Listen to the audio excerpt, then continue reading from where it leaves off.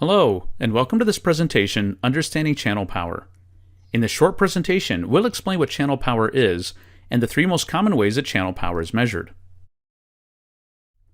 If you're unfamiliar with spectrum analyzers in general, it would be a good idea to watch the presentation, Understanding Basic Spectrum Analyzer Operation, before continuing with this presentation.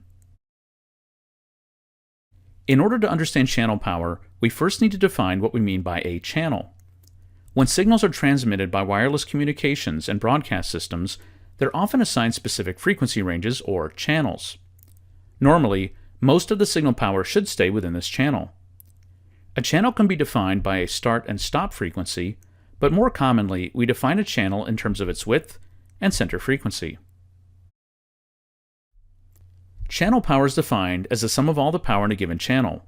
That is, it's a measure of the total power within the defined channel bandwidth. We can measure channel power in different ways, and in this presentation we'll cover the three most common methods.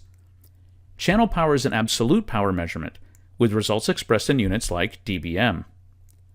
Note that in some cases, a signal's power may extend or leak beyond the edges of a channel. The measurement of this leakage, or energy outside of the channel, is called ACLR, or Adjacent Channel Leakage Ratio. ACLR will be covered in a separate presentation. Channel power is a very common measurement, especially for signals that are used in wireless communication services. There are three main ways in which we can measure channel power. The first is using an RF power sensor. We can also use a spectrum analyzer to measure channel power, either using the zero-span method or the integrated bandwidth method. Let's start with how a power sensor can be used to measure channel power. An ordinary RF power sensor can be used to measure channel power, and this method has several advantages. It's a very simple measurement, power sensors are relatively inexpensive, and they're also portable, which is important because this measurement is often made in the field. Depending on your power sensor, it also yields very accurate results. No special configuration is needed to measure channel power with a power sensor.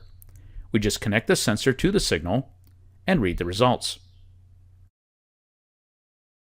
The power sensor method only works if the signal we're measuring is the only signal present at the sensor's RF input. If other signals are within the power sensor's bandwidth, these have to be removed before we measure channel power. Otherwise, we'll be measuring the sum of all the power in the sensor's bandwidth and not just the power of the channel that we're interested in.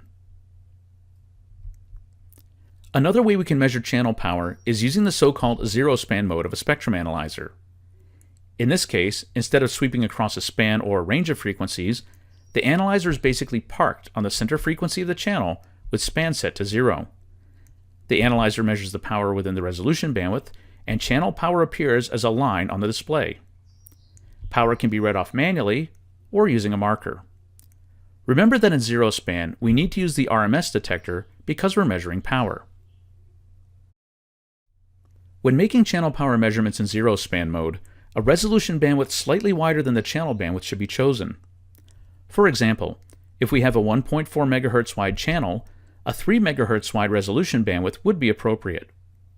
This can be problematic when trying to measure wider channels, like those used in wireless communications, because a spectrum analyzer may not have a resolution bandwidth that's wide enough to cover the entire signal. Also, just as in the case of power sensors, there should not be any other signals present within the resolution bandwidth. One final note.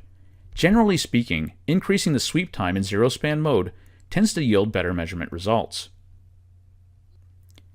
Now let's describe the last of the three main channel power measurement methods.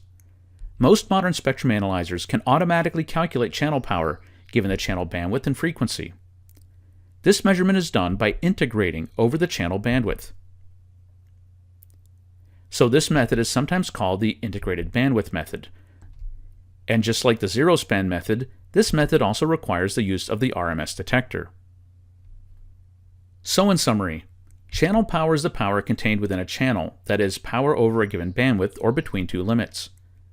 There are three main methods for measuring channel power: using an RF power sensor, using a spectrum analyzer in zero-span mode, or using the so-called integrated bandwidth method, in which a spectrum analyzer uses a narrow resolution bandwidth to integrate the power within a channel. Since channel power is a power measurement, our detector type should always be set to RMS when we measure channel power with a spectrum analyzer. This concludes our presentation, Understanding Channel Power. Thanks for watching.